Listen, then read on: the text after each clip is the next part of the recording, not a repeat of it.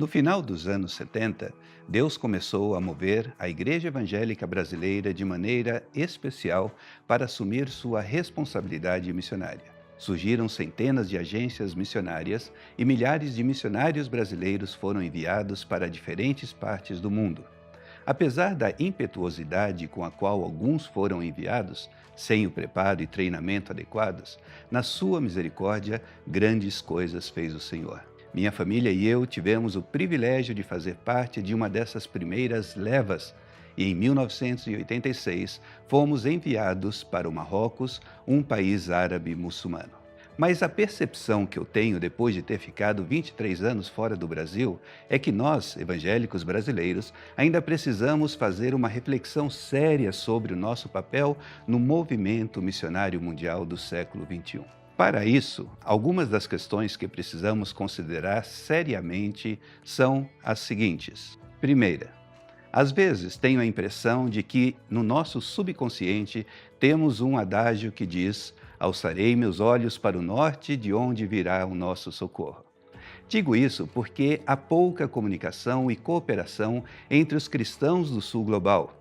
Precisamos conhecer melhor a Igreja e os movimentos missionários da Nigéria, do Egito, da Índia, da China, assim como de outros países, e dessa forma promover um intercâmbio de ideias, estratégias e recursos que potencializem o trabalho missionário. Em segundo lugar, existe a necessidade urgente de uma reavaliação do que deveria ser o treinamento missionário do cristão no século XXI.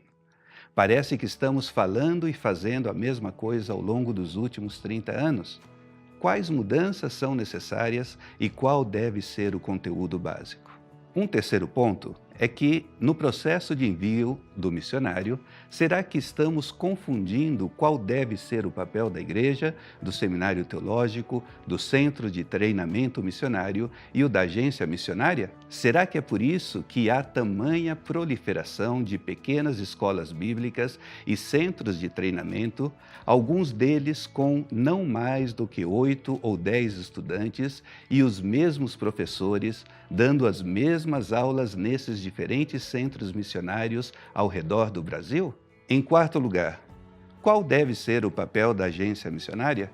Será que, sem mudanças significativas em suas propostas, as agências não estão correndo o risco de se tornarem irrelevantes para os jovens vocacionados devido às grandes mudanças sociais, eclesiásticas e tecnológicas das últimas décadas?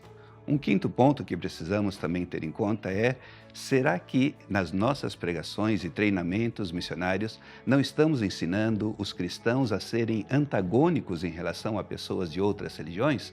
Ou seja, em vez de ensinarmos como amar, estamos ensinando como nos defender ou mesmo atacar pessoas de outras religiões.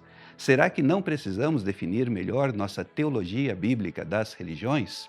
Em sexto e em último lugar, em 1925, o missiólogo e missionário à Índia Stanley Jones disse que, naquela região do mundo, o cristianismo estava indo além das fronteiras da igreja cristã. Hindus estavam aceitando a Cristo como Senhor de suas vidas, mas sem estar integrados ao que tradicionalmente entendemos por igreja.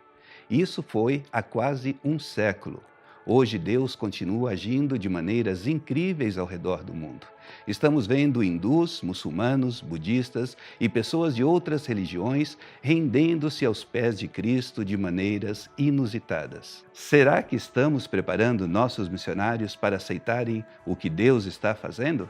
Que o Senhor tenha misericórdia de nós e nos ajude, como movimento missionário, a encararmos as perguntas difíceis e, dessa forma, sermos melhores testemunhas do Senhor Jesus e de todo o seu ensinamento em todo o mundo e em todas as esferas da sociedade.